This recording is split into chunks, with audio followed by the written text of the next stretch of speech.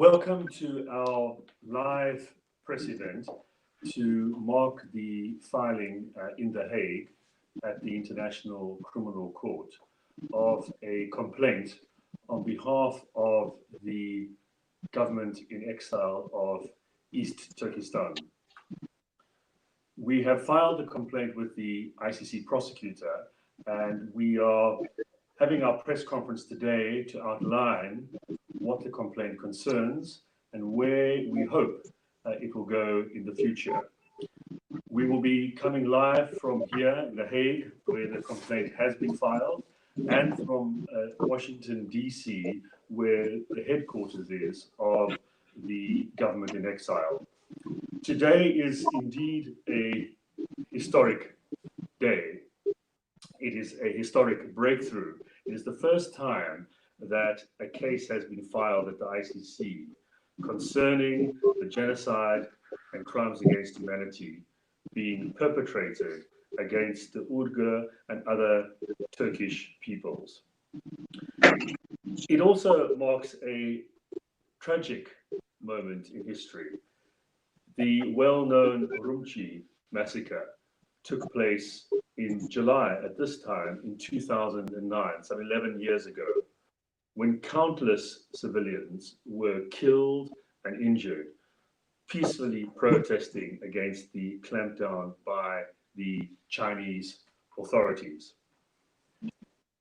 It ushered in a series of harsh repressive measures targeting Uyghurs over the following decade, taking us right up until today. These measures have included mass internments of in excess of 1 million people, murders, disappearances, torture, and the harrowing accounts of sterilizations and birth control measures. No one has been held accountable, let alone investigated, for these offenses. That is a quite breathtaking fact when you consider the scale and the gravity of these international crimes. Today is hopefully a turning of the tide, as the ICC can now act to investigate these offenses.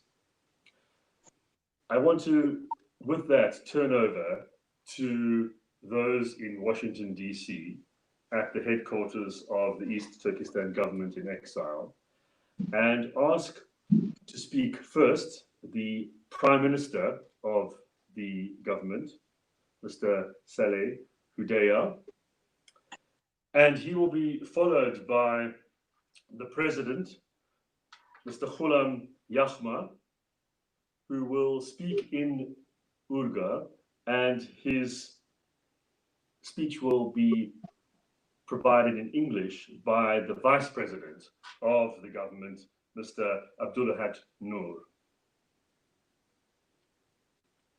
We're transferring over to Washington now, and then we will come back to us here in The Hague.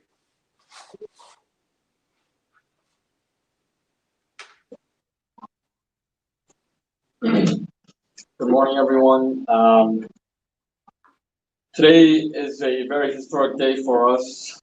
Yesterday, our team of lawyers at The Hague, led by Rodney Dixon QC, submitted a complaint to the Office of the Prosecutor of the International Criminal Court, asking for an investigation to be opened against senior Chinese leaders for genocide and crimes against humanity committed against the Uyghur and other Turkic peoples of East Turkestan.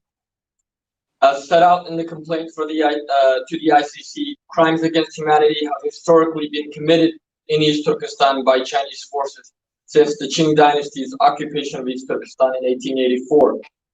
The bulk of the complaint focuses on crimes committed following 2002, when the ICC went into effect, and marked the increases in crimes following the Urumqi massacre from June 5th to from July 5th to July 7th, 2009. The crimes against the Uyghur, Kazakh, Kyrgyz, and other Turkic peoples of East Turkestan, which should be investigated, include massacres, and ethnic cleansing of entire Uyghur villages, according to the testimonies of PLA veterans.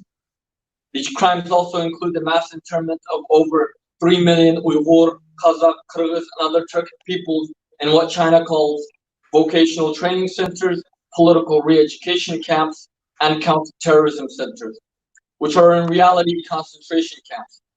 In these camps, as survivors of these camps will tell you shortly, detainees are subjected to psychological and physical torture, sexual abuse including rape, forced starvation, and forced medication. Tens of thousands, if not hundreds of thousands of Uyghurs and other Turkic people have been forcibly disappeared with no information on their whereabouts or well-being. Last week, Adrian Zenz, a senior fellow at the Victims of Communism Memorial Foundation, released clear evidence highlighting China's forced sterilization of hundreds of thousands of Uyghur and other Turkic women across East Turkestan. The Chinese government itself claimed that it prevented the illegal births of 3.7 million babies in East Turkestan between 1979 and 2009. Preventing births amongst the population is defined as an act of genocide under the Rome Statute and the UN Genocide Convention of 1948. In a bid to eradicate the future of Uyghur and overall Turkic existence in East Turkestan, the Chinese government is coercing Uyghur and other Turkic women to marry Han Chinese men. On top of that, 500,000 Uyghur and other Turkic children have been forcibly separated from their families and sent to state-run boarding schools and orphanages to be raised as loyal Chinese citizens. And there are numerous credible reports highlighting the attempted suicide of these innocent children. All aspects of Uyghur and Turkic culture, cultural, linguistic, and religious identity has been effectively eroded by the Chinese government. Even cemeteries, historical and cultural sites, books, and architectural designs have been destroyed as China's government seeks to deliberately eradicate any evidence of Uyghur and other Turkic existence in East Turkestan. Between 1964 to 1996, 46 nuclear tests were conducted in East Turkestan, which killed anywhere from 190,000 people to 750,000 people, mostly Uyghurs. Furthermore, a conservative minimum estimate of 1.2 million people were exposed to doses of high radiation, high enough to induce leukemia, solid cancers, and fetal damage. These are just a few of the specific acts of crimes against humanity, including genocide, which China and its Communist Party has been committing against the people of East Turkestan. A few of the Chinese officials, which we see as clearly responsible for the genocide and other crimes against humanity being conducted in East Turkestan, included Chinese President Xi Jinping, Hu Jintao, current and former Chinese Communist Party secretaries in East Turkestan, including Chen Quanguo, Zhang Chushen, and Wang Luqian. We also asked the ICC to prosecute the puppet governors, including Shohreh Zakir, Nur Bekri, Ismail Tilvaldi, and Abdel Abdurshid, who back in 2002, shortly after the September 11 attacks, approved the Chinese government's policy to label all forms of Uyghur and Turkic descent, including peaceful dissent, as terrorism. Other perpetrators include top officials of the PLA's Western Theater Command and the Bingtuan, the 3 million strong Chinese paramilitary force, for their role in carrying out massacres across East Turkestan. Again, today is a historic day. Not only is it the 11th anniversary of the 2009 Urumqi massacre, but it also marks the first step in what we hope will be the ultimate liberation of our people. For too long, we have been oppressed by China and its Communist Party, and we have suffered so much that the genocide of our people can be no longer ignored. We are hopeful that the prosecutor will see that our claim has merit and that she will do the right thing and open an investigation into these crimes. Thank you.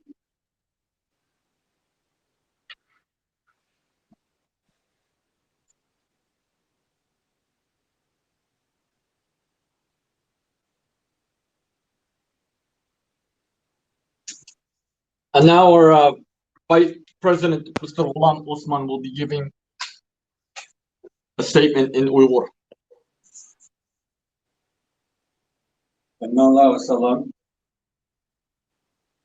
Şarkı Türkistan'daki Uyghur, Kazak, Kırgız ve başka Türkiye halklarına karşı elip verilen ırkî kırgınçılık ve cinayetler milletimizin müstakilligini yo'qotib, Xitoyning mustamlikasiga aylanib qolganligidan kelib chiqqan natijadir. 1949-yılı Xitoylar Şarkı Türkistan'ı işgal qilgandan buyon Xitoylar o'zining irqiy qirg'inchilik jinoyatini aqlash uchun xalqimizga nurg'un betnomlarni chapildi. Yerlik millatchi, aksili inqilobchi, milliy bo'lgunchi qatorliq betnomlar bilan xalqimizni turkumlab qirg'in qildi.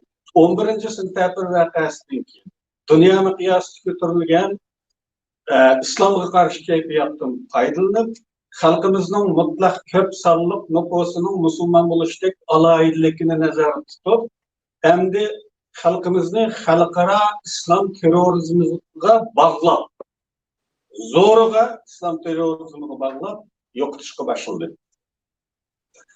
Xitoylar Sharq Turkistonning mustaqilligining asli kelishiga jiddiy sezgirlik bilan qarshi kelganligini Xitoy davlat mudofaa strategiyasida nihoyatda aniq o'tirib qo'ygan bo'lib, mana bu bizning irqiy qirg'inchilik uchrashishimizning haqiqiy sababidir.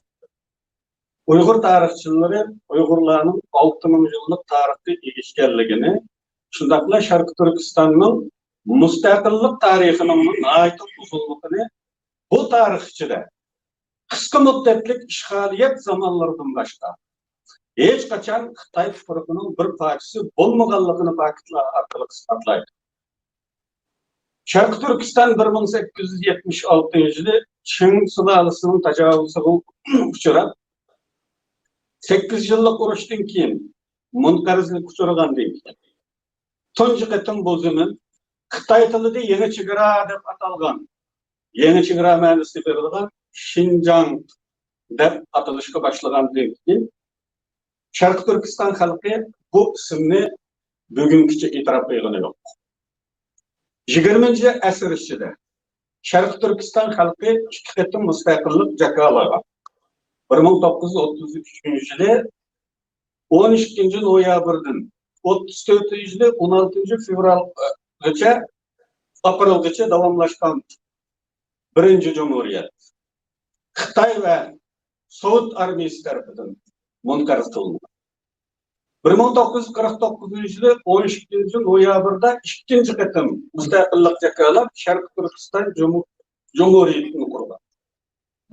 44-yili.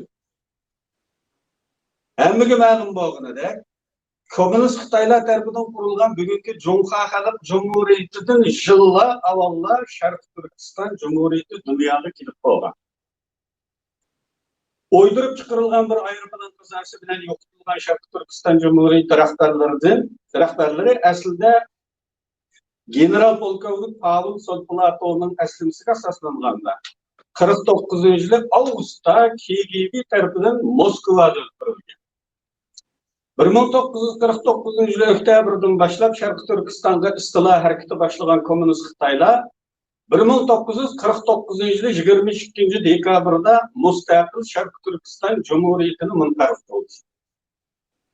49-yili Stalin Mavzudan xat yozib, Sharq Turkistondagi Xitoy nufusining 5% kimi yetmaydiganligini, bu zaminni tez orada ishg'ol qilib, nüfusning nisbatini tez orada 30%ga yetkazmasa tutib turolmaydiganligini bildirib, Xitoylarni tajovuz qilgan bo'ldi. Ayni vaqtda Sharq Turkiston nufusining 90%dan ko'proqi Turkiy xalqlar bo'lib, bularning ichida Uyg'urlar ko'p sonliqni egallaydi. İşgaliyatdan keyin Xitoy hukmronligini qabul qilmagan xalqimiz rayimsizlik bilan bostirildi. Urumchi radiosining 52-yili 1-yanvardagi doklatiga qaraganda 120 ming Xitoy dushmani o'ldirilgan. 54-yil martdagi yana shu radioning xabarida bunday deyilgan: Sharq Turkistonda 30 ming aksli inqilobchi yo'qotildi. Xitoy Kompartiyasining o'z materiallarida e'tirof qilingan son Dastlabki 5 yil ichida 150 ming Sharq Turkistonlik.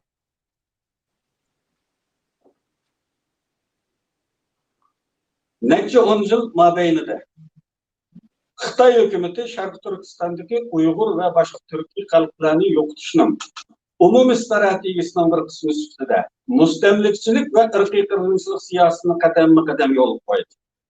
1991 yilda Sovet Ittifoqining yemirilishi va O'rta Osiyo Jumhuriyatlarining mustaqil bo'lishi bilan Xitoylar Sharq Turkistonning mustaqilligidan intayin qo'rqishga boshladi. Bizning Sharq Turkistonimizning boyligi intayin mo'l. Hozir Xitoyning bir balva bir yo'l qurilishidagi hal qilg'ich halqi bo'lib qolmoqda. Amaliyotda Xitoyning iqtisodiy bexatarligi uchun intayin muhim. Shuni aydınlaştırışımız kerakki, bugungi kunda irqiy qirg'inchilik va Uyg'ur va boshqa turkiy xalqlarga qartilgan insoniyatga qartilgan jinoyatlar Jungoning Sharq Turkistonni ishg'ol qilishining bevosita natijasi. Shuni biz xalqaro jamiyatning bo'libmi, xalqaro jinoiy ishlar sudining bu faktlarning o'yilishini talab qilamiz. Biz yana Birleşmiş Milletler Teşkilatı Bexatarlik Kengashi va Umumiy Majlisining a'zo davlatlarini Sharq Turkiston masalasini kun tartibga qo'yib, Birleşmiş Milletler Teşkilatı nizomnomasida va'da qilingan Uyg'ur xalqining huquqini qo'g'dash uchun kirishishini talab qilamiz. Biz dunyoning har qaysi joylaridagi hukumatlar, tashkilotlar, shaxslarning bizning adolatni qo'lga keltirishimizga ve Xitoy amaldorlarining ishg'ol qilingan Sharq Turkiston xalqiga qarshi olib berayotgan irqiy qirg'inchilik va jinoyatlarga xotim berishiga yordam qilishini umid qilamiz. Dunyoning haqiqatni ko'rib, bizni diplomatik, iqtisodiy va siyosiy jihatdan qo'llab, Sharq Turkiston xalqiga yordam qilishini umid qilamiz.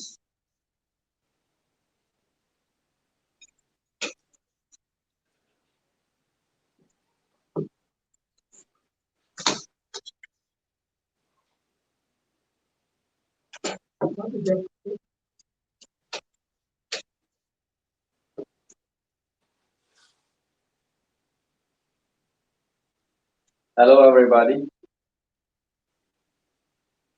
The genocide and crimes against humanity that are being committed against Uyghurs, Kazakhs, Kyrgyz, and other Turkic peoples of East Turkestan is a direct result of our nation's loss of independence and subsequent colonization by China.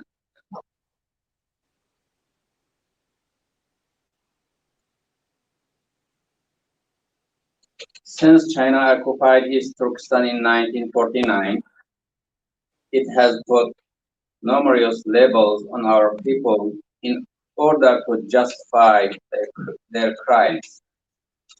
Originally, they labeled us as counter-revolutionaries, ethnic nationalists, separatists, and slaughtered hundreds of thousands of millions of people. Because of a global anti-Muslim feeling following the September 11 attacks, China began to exploit the fact that the majority of our people in East Turkestan are Muslims and began to label all and any of our people as terrorists in order to justify their brutal international crimes. However, the real reason as to why we are facing genocide is made very clear in China's national defense strategy, which highlights that they want to prevent the independence of East Turkestan of the creation of East Turkestan. Uyghur historians state that Uyghurs have a history of over 6,000 years, and it is well-known fact that East Turkestan has a long history of independence and was never a part of China, except for a brief period of occupation. East Turkestan was invaded by the Manchu Qing dynasty in 1876. And after 8 years of war, East Turkestan was formally occupied and renamed to Xinjiang, meaning the new territory in the Chinese language. We don't recognize this name to refer to our land. In 20th century, the Uyghur, Kazakh, Kyrgyz, and other Turkic peoples of East Turkestan declared independence twice. As the East Turkestan Republic, the first, which lasted from November 12, 1933 to April 16, 1934, before being crushed by Chinese and South armies. Again, on November 12, 1944, Uyghurs, Kazakhs, Kyrgyz, Uzbeks, Tatars, and others joined together to declare independence as the East Turkestan Republic once more. It is well known that the East Turkestan Republic existed long before the creation of the present so-called People's Republic of China. Although it was originally reported that they died in a mysterious plane crash, the top leaders of East Turkestan Republic were actually executed in Moscow in August 1949, according to former KGB General Pavel Sudoplatov's memoir. In October 1949, the newly established People's Republic of China invaded East Turkestan and overthrew our independent republic on December 22, 1949. In 1949, Stalin put the proportion of China's population in East Turkestan at 5%, which he encouraged the Chinese Communist Party to raise to 30% through immigration in order to more effectively annex the land.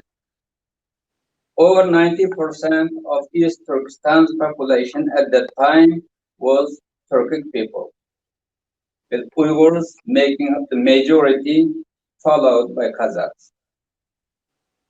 The people of East Turkestan who resisted Chinese occupation were brutally suppressed. According to an Urumqi radio report on January 1st, 1952, a total of 120,000 enemies of China had been eliminated in East Turkestan. Another report from the same radio station in March 1954 said that 30,000 local counter-revolutionary insurgents were eliminated in East Turkestan, making a total of 108,000 killed within the first 5 years of Chinese Communist occupation. Over the decades, the Chinese government would implement colonization and genocidal policies step by step as part of its overall strategy to eradicate the Uyghur and other Turkic people's identity of East Turkestan. With the fall of the Soviet Union and the independence of the Central Asian republics in 1991, China grew very fearful of East Turkestan independence. Our resource-rich region of East Turkestan has now become a crucial link in China's Belt and Road Initiative, and it's actually vital to China's economic security. It should be clear that the present-day genocide and crimes against humanity, against Uyghur and other Turkic people, is a direct result of Chinese occupation of East Turkestan. Thus, we urge the international community, especially the International Criminal Court, to take these facts into consideration. We also urge member states of the UN Security Council and its General Assembly to put the East Turkestan issue on its agenda and work to secure the rights of Uyghur people as promised in the UN Charter. We urge governments, organizations, and individuals across the world to assist us in obtaining justice and ending the genocide and crimes against humanity that Chinese officials are committing against the people of occupied East Turkestan. We hope that the world will see the truth and help the people of East Turkestan by providing us with diplomatic, financial, and political support. Thank you very much. Thank you for the statements from Washington, D.C. We are now back in The Hague. I'm going to talk a little bit about the legal case to inform you about what has been filed. It has been assumed for too long that Chinese officials are completely beyond the reach of the law for what is happening in East Turkestan. China is not a signed-up member of the ICC, and that is what has fueled this misbelief. The fact is that it's no longer the case that China cannot be investigated for what is happening there. We are now in a position, fortunately, where there is a very clear legal pathway to allow for the ICC to commence its investigations. This is not a novel concept, and I must emphasize that it is not a way around or circumvention of the law. It is very much the law. There is clear case law now which allows for the ICC to exercise its jurisdiction where part of the offence occurs on a state party of the ICC and then continues, even if it continues, into territory that is not signed up to the ICC. This is under the principle of a continuing offence, which is well known to all of our national jurisdictions, and also more recently to cross-border offences, where if an element of the offence takes place in one country but continues into another country, then both countries have jurisdiction over the offence. These concepts have now been incorporated into the law of the ICC, and there can be no doubt that in the present circumstances, as exists in other cases, that the ICC has jurisdiction to investigate the present case. That occurs because two countries, Tajikistan and Cambodia, have both signed up to the ICC statute. And within those countries, and many other countries as well, Uyghur persons have been rounded up as part of a well-coordinated and concerted campaign to capture people in those countries and force them back into East Turkestan against their will, where many of them, as a result, are then detained and subjected to the offences that we've heard about so much today. So part of the overall plan to target the Uyghur and other Turkish peoples is this specific plan to go country by country where Uyghur persons are, to gather them up and bring them back into China. Because part of that is happening in a state party to the ICC statute, the ICC has jurisdiction over what happens there and then what continues thereafter. The evidence shows that this campaign is being done in order to control all Uyghur persons so that they're not outside and arranging and organizing opposition from abroad. But most significantly, the evidence shows that it's being done in order to bring persons back under Chinese control, to target them and dilute and destroy them as a group. And it therefore qualifies as both genocide and crimes against humanity for investigation at the ICC. And should there be sufficient evidence, then charges could be looked at for both of those crimes. We are at a very early stage. We are asking through this complaint for an investigation into these allegations to begin. The prosecutor has the power to do that herself. She doesn't have to get a state referral. She doesn't have to go to the Security Council. She can, on the basis of the material provided, go to the judges of the ICC and request to get authority to investigate. And that's what we are urging her to do, based on the evidence that we have submitted.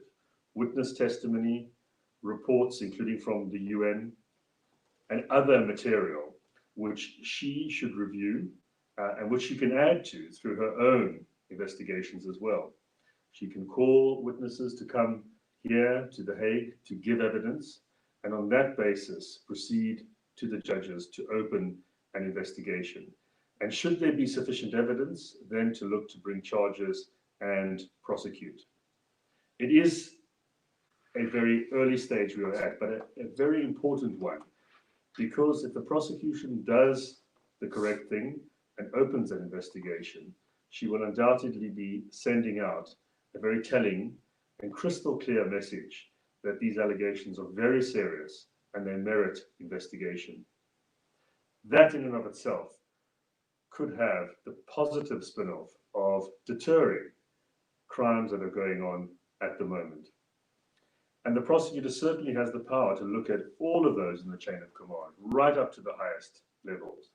There is no immunity, as the ICC has said, for anyone for crimes committed at the international level over which the ICC has jurisdiction. One of the touchstone principles of the Rome Statute is to end impunity. This is spelt out in the preamble and runs all the way through the statute and in the evolving jurisprudence of the court.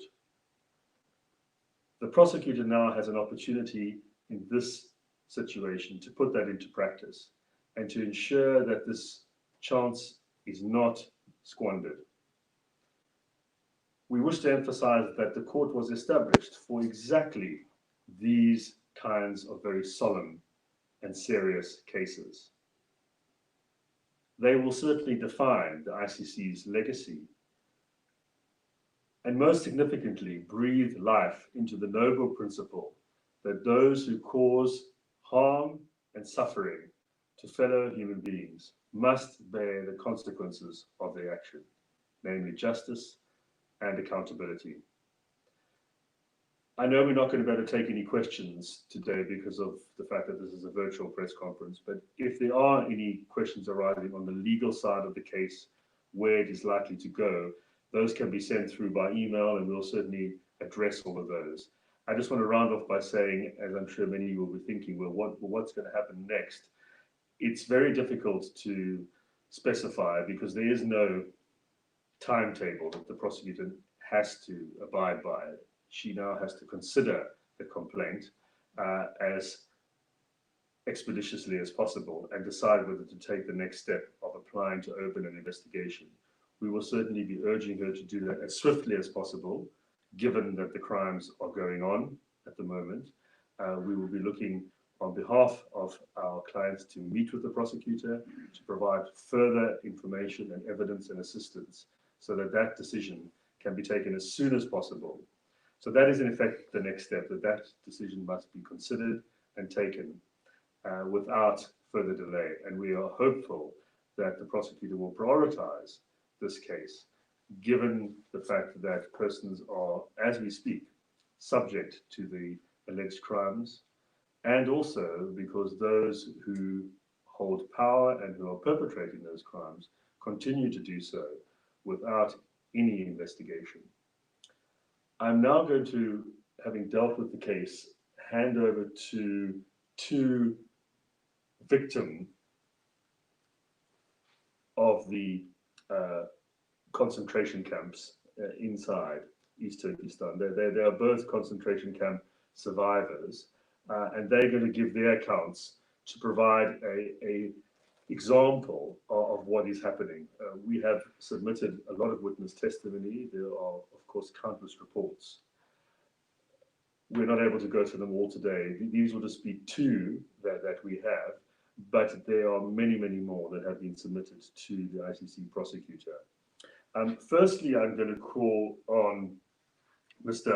Omar Bakali, who's here with us in The Hague, who is a concentration camp survivor. He will give a short statement in Uyghur first, and that will be then translated for you so that you can follow it if you are not able to do so in the original language. Mr. Bakali. Thank you, sir. Asa hürmetli hanımlar ve mirzadar, men özüm tanıştırıp ötüp keteyim. Mening ismim Ömür Bekali, 1976 yıl Turpan viloyat Chanasi dunyoga kelgan. 2006 yilgacha Qaramayda xizmatda bo'lgan, milliy kamsitish, xizmat taqsimoti, maosh taqsimoti, diniy e'tiqoddagi ham nurg'un tengsizlik va adolatsizlik sababli Qozog'iston ko'chishga majbur bo'ldim. Hammadan o'ldim boshlab 2014 yilgacha eglik tiklab 3 bolaning dadasi bo'ldim. Onasiniki Xitoy grajlani bo'lishi ham bir Uyg'ur millati bo'lishi sababdan ta hozirgacha normal bir oddiy insonlik kimligiga erisholmaylik. Bu 3 bolaning nevralarini ko'rishga meniki dadasi ham buvilari taqozo qilib kutayotgan bir paytda men 2017 yili 3-oyda Astana Expo munosabati bilan Urumchiga yig'inga borgan. Tomar Taranis sayyoh shirkatidagi muavin direktor bo'lish suhbatim bilan yig'indan keyin ota-onamni ko'rgili Pichonga borganda atalmish tarbiyalash nomidagi eng vahshiy irqiy qirg'inchilik lageriga 8 oy tutqunimizda kishan yetkilolib zanjir bog'liqli holatda nurg'un qiyin qistoq, ocharchilik va eng og'ir bir zulmni boshdan kechirdim. Ya'ni ikkinchi dunyo urushida ham insonlar ko'rmagan bu zulmni boshdan kechirdim. Shundaqla nurg'un insonlarning beshig'iga kelgan bu eng og'ir inson qattidan chiqqan qilmishlarga guvohchi bo'ldim. Lagerda 2017 yil 6-oyda bütün lager insonlarning putiga 7 kilogramlik zanjirlar silindi. Hamma bolalar har xil qiyin qistoqlarga uchrab, ikkisi o'ldirildi. Birisining ismi Yunus Abdus, birisining ismi ya'ni Yo'lbos ismi Sashi boshqaning jiyanig'ida ismini unutdim. 20-20 yoshlar atrofida vahshiy qiyin qistoqlarga o'ldirib tashlandi. 9-oyda bo'lsa keng ko'lamda 4-5 ming inson biroq noma'lum turma va lagerlarga o'tkazildi. Ochlik va jismoniy zulm soldi. 80 yoshdan 16 yoshgacha bo'lgan insonlarning hammasi o'xshash bu zulmni chekyapti. Ortgan jinoyat qilmishlari bo'lsa, menga ham boshqalarning hammasiga davlat parchalashga uringan, terrorlikqa tashkillagan, terrorchilarning qanot ostiga olgan, terrorlikqa tashviqot qilgan degandek jinoyatlarni ortib, har oyda 16 yoshdan 40 yoshgacha bo'lgan insonlarni yerim kechida noma'lum bir turma va lagerlarga o'tkazib har bir fermerdagi 30dan 40gacha bo'lgan insonlarning hammasi eng og'ir qiyin qistoqlarga uchragan ahvollar. Kunda yangi-yangidan kirayotgan har soha o'rinlarida ishlaydigan ishchi xizmatchi, savdogar, advokat, muallim, kasbkor, millioner, pensioner odamlarning to'xtovsiz qo'lga ilinib, lagerlarga akirgan og'ir qilmishlarga guvohlik beraman. Ammo ta hozirgacha Amerika boshchiligidagi Yevropa Ittifoqining Birlashgan Davlatlar Tashkilotining har xil tanqidiy yig'in va ogohlantirishdan boshqa hech qanday amal harakat ilib berilmadi. Ham Uyg'ur qonuni ma'qullangan bilanmi, necha million insonning hayoti erkinligi ta hozirgacha kepillikka ega bo'lmadi. Men Qozog'iston vatandoshi bo'lib turib, hozirgacha bir normal insoniy hayotni suraolmay kelyapman. 3 bolam 1,5 yildan beri dardsiz umr surishga majbur, atalmish demokratiyaning qurboni bo'lib yashayapman. Amerikada bir insonning o'limi dunyoda g'ulg'ul qo'zg'adi-yu, Sharqiy Turkistonda put qo'lida kishan, ko'zida qora xalta bilan itilgan necha ming, 10 minglagan Uyg'ur qozoq yoshlarining ichki o'lkalarga begunoh o'tkab, halol organlarga aylantirib, xalqaro reklama qilib turib, erkin organ so'z qilayotgan video yo'riqqa chiqsa ham iqtisodiy manfaatni birinchi o'ringa qo'ygan mamlakatlar adolatga ko'z yummoqda ham qasddan yumganda Xitoy dunyoga bakteriya urushini ochdi hamda demokratiya inson huquq o'chib jarayon e'lon qildi. O'zining qanchalik bir razil, saqtpas, zolim bir hukumat ekanligini o'zining iqtisodiy tayanib dunyoni aldayotdi. Bu qilmishlarni har xil saxta video tashviqotlari bilan uyushtiryotdi, haqiqatni burmalayotdi. Bizda men bilan qator 5 inson bu qilmishlarga guvohlik bergandan boshqa hech qanday dalil isbot keltirishga biz ojiz. Biz bir insonimiz sifatimiz bilan bu zolim Xitoy diktatorligiga, tajovuzchiligiga uchuq holda tuvandagi yuqoridagi ishlarga guvohlik beramiz ham beraman. Butun dunyo virus halaksizlik qolganda Sharq Turkistondagi nurg'un o'lim yetim ham qirg'inchiliklar dalillanishga amalsiz.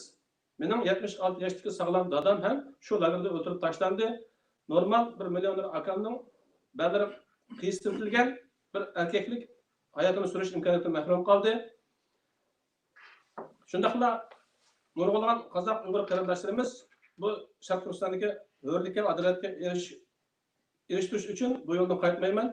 Ham insoniyat dushmani bo'lgan zolim Xitoy hokimiyatini yo'qotib, insoniyat normal hayotga erishmoqchi bu kurashda yonmayman. Endi bu guvohlikni beraman. Men xalqaro sudning, Gaga sudining bu zulmatli insonlarga hurlikka erishishi, insonlik haq huquqini qo'llash uchun yordamda bo'lganligiga bir zulm 800 bo'lish suhbatim bilan chin yuragimdan tashakkurimni va rahmatimni bildiraman. Ko'pchilikka rahmat. We'll now have the translation of that in English. Ladies and gentlemen, my name is Omar Bekali. I was born in Turpan's Pichan County in East Turkestan in 1976. I was working in Karamay until 2006. As a result of racial discrimination, employment and wage discrimination, along with numerous other inequalities and injustices, I was forced to move to Kazakhstan. I started my life over again, and until 2014, I was able to uplift myself and father my 3 children. My children hadn't been able to see their grandmother, however, who, because she was an Uyghur, was unable to obtain even the most basic humane treatment. In March 2017, I visited Urumqi for a business meeting in relation to the Astana Expo as the Deputy Director of the Tomar Trans Tourist Agency. After the meeting, I went to my hometown of Pichan to visit my parents and was detained and locked up in a so-called re-education camp, which was in reality a brutal genocidal concentration camp. For 8 months, I had chains weighing around 7 kilos cuffed to my arms and legs. I faced torture, starvation, and other horrific abuses. Most importantly, I also witnessed numerous people being subject to inhumane treatment and torture. They also had 7 kilograms of chains tied to their legs in the camp. All the children were subjected to all kinds of torture and 2 were killed. One was Yunus Abliz, the nephew of the police chief. Hunger and physical oppression were suffered by all. People between the ages of 16 to 80 all suffered the same oppression. The increasing crime, the amount of crime increased between the number of people between the ages of 16 and 40. I and many others tried to divide ourselves up, but we were told that we were organized terrorists. I witnessed the night shift, and almost all of the 37 to 40 people in one cell were subjected to the most severe torture, from workers, businessmen, lawyers, teachers, educators, and anyone really. There were newcomers brought to this torture every day. I testify to the serious acts of unlawful enslavement and incarceration that they suffered. As human beings, we are attempting to stand up against this oppressive Chinese dictatorship, but the international community seems to be turning a blind eye. Everyone is focused on the coronavirus. Countless people in East Turkestan are being left to die. My 76-year-old father, who didn't have any health problems, was murdered in a concentration camp. My older brother went through so much torture that he is no longer a normal man. Out of a family of 8, including my parents, 6 of us faced brutal oppression in the concentration camps. And this is just one family. And because I exposed China's secrets, my father was murdered. So long as I am alive, I will not stop exposing the truth. Hence, we ask the international community, the International Criminal Court, to help us obtain liberation and justice for the people of East Turkestan. We have suffered far too long under this oppressive regime. Unfortunately, the United Nations, the European Council, and even the United States have not taken any real actions besides giving warnings and issuing condemnations. Although the Uyghur Act has been passed and signed into law in the United States, it hasn't been able to protect the lives of millions of peoples, nor preserve their basic rights. Despite now being a citizen of Kazakhstan, I still have not been able to live like a normal human being. The death of one person in the United States shakes up the entire world. However, in East Turkestan, thousands of innocent people are being chained up with bags over their heads and transferred into Chinese provinces, and their organs harvested and sold as halal organs. Despite evidence exposing this dark trade, many countries have put their economic interests first and turned a blind eye to this. What is happening to our people is a 21st century genocide. I hope that the International Criminal Court will hear our pleas for justice. We hope the world will hear our pleas to be treated as human beings with equal rights. Our people have suffered for too long, and this cannot continue. Thank you. Thank you. The second and other victim, Zumrat Dawood, is unfortunately not able to join us today, but she has provided a statement which has been translated into English. And her statement will now be read out by one of the co-counsel on the legal team that has worked on filing the complaint, Anne Coulon. She will read out the statement that was provided by Ms. Dubat earlier, and it is an English translation of it. The original is in Uyghur, which we will submit to the court. My name is Zumrat Dawood. I am Uyghur from East Turkestan. In March 2018, I was called to a police station and was interrogated about phone calls made to and from my cell phone and about my business transactions regarding my import and export company. I was held in a dark room with my hands and arms cuffed to the chair for 24 hours. Afterwards, I was sent to a concentration camp where I spent 62 days, where I faced psychological and physical torture. I was beaten after I gave some of my food to an elderly Uyghur woman who was very ill in my cell. While I was in the concentration camp, I was injected with various unknown drugs. I was released after my husband, who is a Pakistani citizen, pressed Pakistani diplomats and Chinese officials for my release. After my release, I was forced to pay a fine of over $2,500 for violating the family planning policy, as I had 3 kids. In October 2018, I was forcibly sterilized, along with hundreds of other Uyghur women. Life in East Turkestan, outside the concentration camps, is extremely oppressive. We had Chinese relatives assigned to us who would sometimes live with us and sleep with us in our homes. My little daughter was assigned an adult Chinese male as a relative, and he tried to take her away to his house, but luckily, after numerous objections, I was able to prevent this. In our phones, the Chinese government requires us to install an app that tracks all of our communications and sends alerts to the police of all our activities. Every week, we were required to go to flag-raising ceremonies, and we would be graded on our loyalty to the Chinese state and the Communist Party. People who got less than 90 were sent to the concentration camps for re-education. As I stated numerous times before, I genuinely believe that the Chinese government is trying to eradicate us. Tens of thousands of our people have tried to flee the country as a direct result of their persecution. I am just one of the very few lucky ones to have managed to leave the country and be alive to share the reality of the situation with the world. There are still millions of Uyghurs, like me, who continue to be locked up in concentration camps. The others have to live with the constant fear of being sent to one, whether they are inside East Turkestan or living abroad. So many who are outside the country have already been captured and forced back against their will.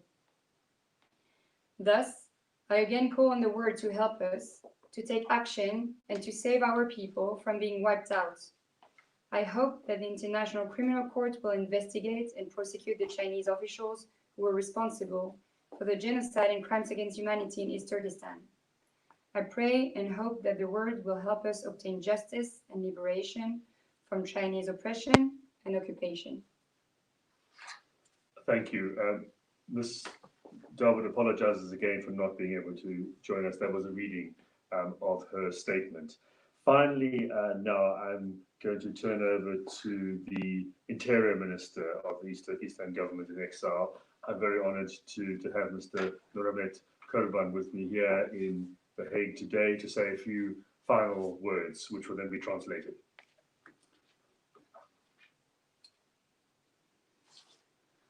Den Haag'tan hammalarga o'tliq salom va oliy ehtirom. Bugun bizning tarixiy axborot e'lon qilish yig'inimizga moslashganligingizga va qatnashganligingizga rahmat aytamiz. Sharqiy Turkistondagi Uyg'ur va boshqa Turkiya xalqimizning bak uzun zamonda ziyonkashlikka uchraganligiga hissaslik qilganligingizga rahmat aytamiz. Ronnie Dixon boshchiligidagi QC Advokatlar Gruppasininki Den Haag'dagi Xalqaro Jinoiy ishlar mahkamasida taftish mahkamasiga bundaq atrofliq arz sunganligiga rahmat aytamiz. Dunyodagi barliq davlatlarning yordami bilan Xitoy kommunistik davlatining bizga qilgan nurg'un jinoyatlarining oxirlashishini umid qilamiz va mustaqil hur davlatimizga qayta erishishimizga inshaalloh umid bilan kutamiz.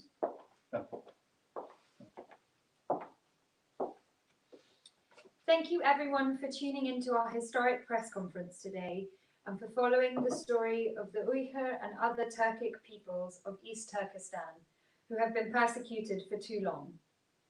Thank you to our legal team led by Mr. Rodney Dixon QC who have put together such a comprehensive complaint to the prosecutor at the International Criminal Court here in The Hague. We are hopeful that the world is now listening to the plight of East Turkestan's people and that there will be an end to the many crimes committed against us. Thank you once again. Thank you. That brings our press event to a close. As I mentioned before, if there are any follow-up questions or requests for interviews with any of those who've spoken today, those can be sent by the email provided. And we will respond immediately. Unfortunately, a virtual press conference doesn't allow us to have an interaction, but we will certainly follow up any questions that you have and are available to speak further on any of the matters that were raised today. Thank you very much for your attendance.